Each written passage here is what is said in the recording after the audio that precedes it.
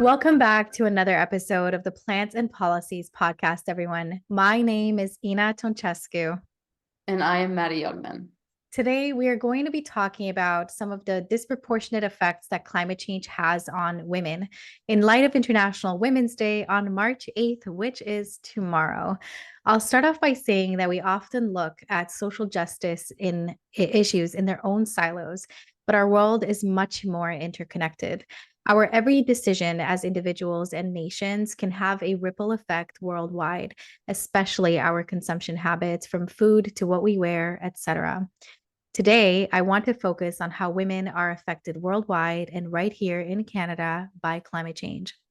By the way, folks, Maddie is a graduate student in women's and gender studies, and I felt that Maddie would bring some amazing input to this topic.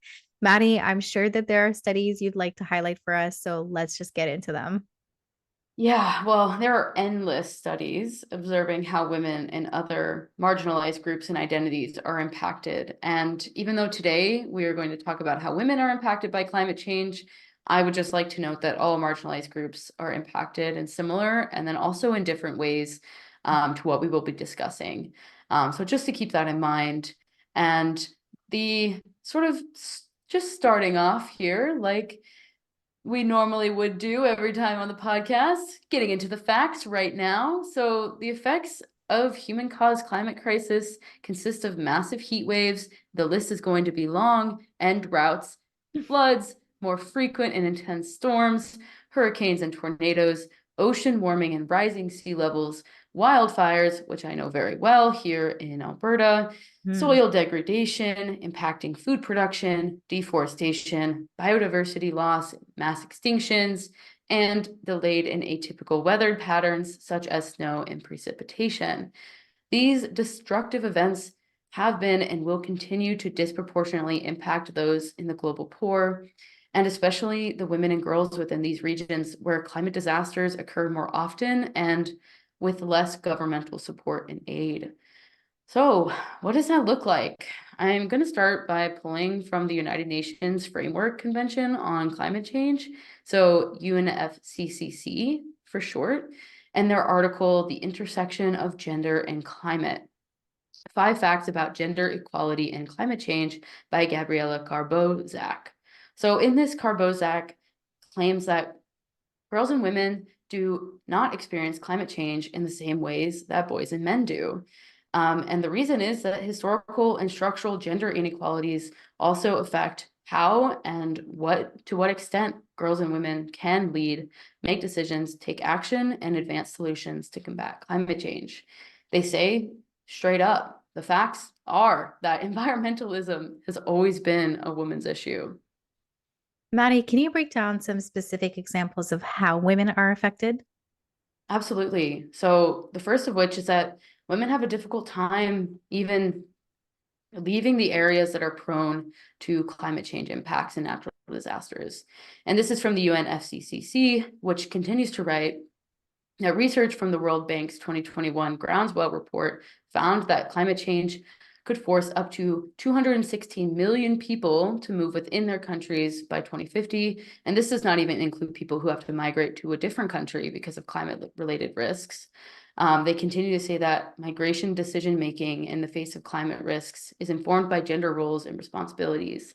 Women often face increased barriers to leaving disaster-prone areas because of their caregiving obligation, lack of financial assets, and limited rights to property and land.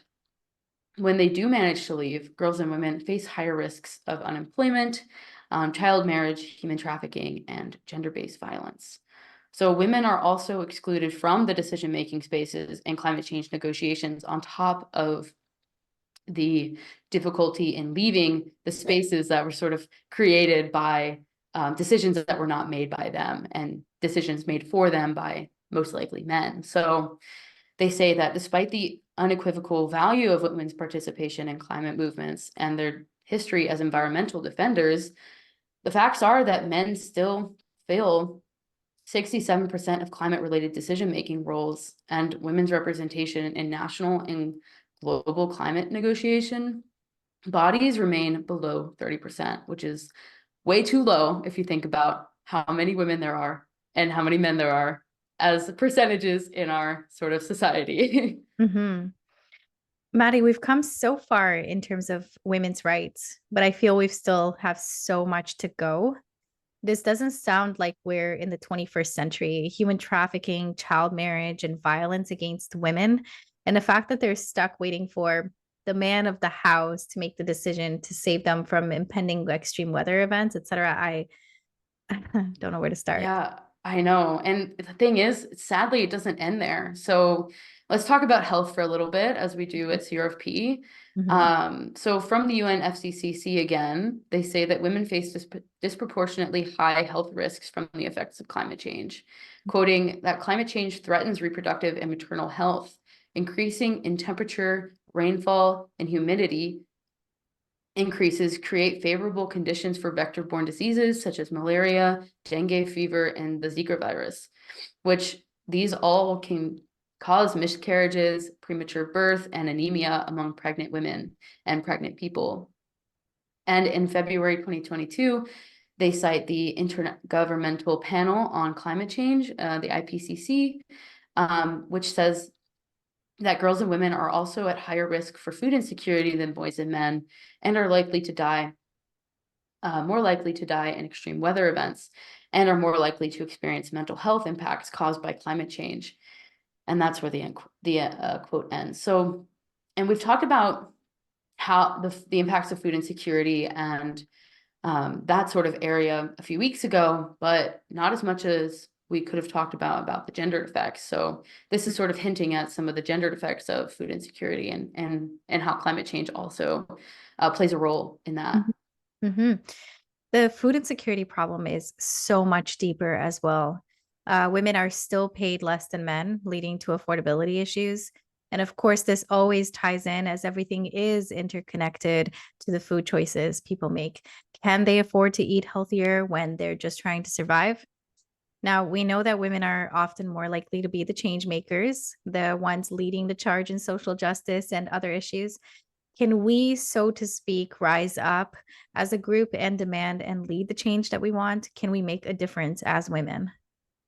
We certainly can make a difference. There are some challenges involving how we can do that, but the gender specific threats that are used to silence female environmental leaders are one of the biggest ones. So Patricia E. Perkins in the article Climate Justice, Gender, and Intersectionality explains that women's leadership has positively impacted community resilience during natural disasters, and that highlighting the transformative potential of women's leadership in addressing the climate crisis through having their voices heard as just one means. There are many others that you can also sort of involve in that process. We can then start to build more resilient communities and more effective mitigation policies. This is because, quote, women's lived experiences, responsibilities, and skills often make them experts in the best ways to use the very limited resources that they have to address climate-related challenges. Mm-hmm. It's clear that women are terribly disadvantaged, even when they're proactive about climate change, and of course, in the reactions from climate change effects.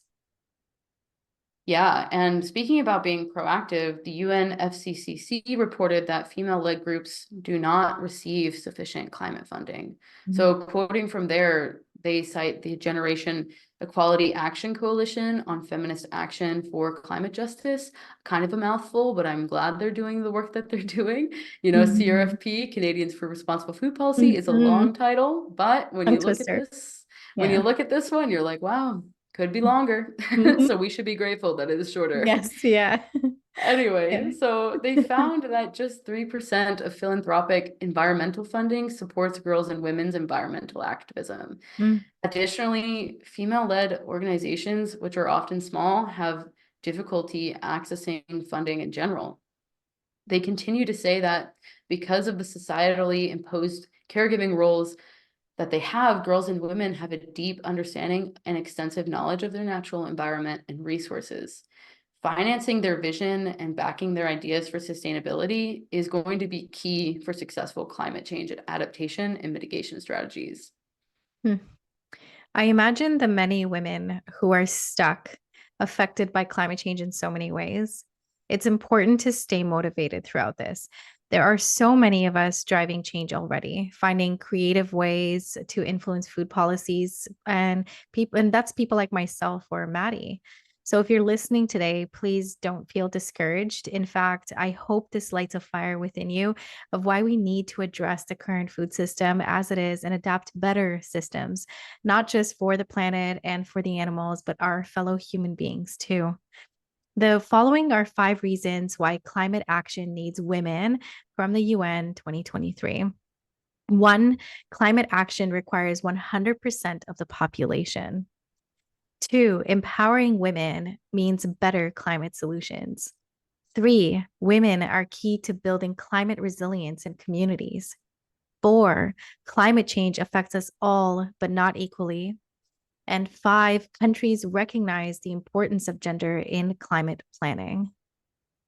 And they're all great reasons, and some of which we've sort of already touched on in our discussion. So we cannot really expect to drive change with just 50% or less of the population. And so we absolutely need all hands on board, and women and gender diverse people are included in that.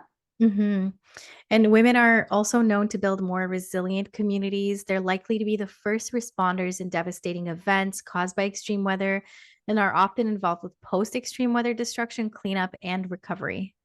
And on top of that, Black and Indigenous women's perspectives and efforts in particular have thus far been almost entirely excluded from climate policy decision-making, despite their consistent and powerful efforts. Appeals to cultural expertise and knowledge of sustainability practices and ability for transformative leadership. Without the support and power of these activists and these women, our efforts towards mitigating the climate crisis will not be successful, and we need to sort of uplift these voices and prioritize their needs and voices in the decision-making process. And without that call, I don't see us progressing in the way that we really need to. And so the UN in that report states that investing in women and girls has a far-reaching benefit for communities and countries. And in fact, they cite research that shows that countries with high representation of women in parliament are more likely to push for international environmental treaties. These are some really great points, Maddie. I actually was thinking about how when I mentioned interconnectedness, I keep saying interconnectedness, and it's like even deeper than what we've been saying so far. It's interconnectedness of gender and also the identities of people and nationalities of folks, and trying to bring all of that together. The more connected we are, and the more people we bring to the table to have these conversations from diverse backgrounds, the more likely we are to be able to have a wholesome, holistic, change-driven agenda. And one that will actually work, Yeah, like one that we can actually implement, because if everyone's not on board, then we can't effectively mitigate or even adapt to climate change. Yep, absolutely right. I'll tell you a small little tangent that I think is very relevant to this. I recently was part of a project management workshop that I was running with a fellow colleague, and we were actually hosting people from all over the world, Pakistan, Bangladesh, there was Netherlands and Norway, and there were people from the US as well, and all over, literally all over the world. And I started thinking about how the conversations that we were having, there was sort of like an assumption of knowledge or assumption of information that I was delivering that I very quickly realized that is not going to be the same, the same way, the same system, the same culture behind all of these folks. They come from so many different backgrounds. So I actually had to ask them questions in order for me to sort of change the way I was delivering the information that could better suit what they're going to be facing in their countries and in their cultures. And so I think it's very important to have as many people and as many perspectives at the table. And I think women's perspectives have oftentimes been overlooked. As someone who works as a small business consultant, women's perspectives are often overlooked. And the more we bring them to the table, the more change you see. Now, these references that you have given us, Maddie, are some amazing resources for those interested in learning more on how women are directly impacted by climate change, extreme weather events, and of course, how the food system ties into all of that.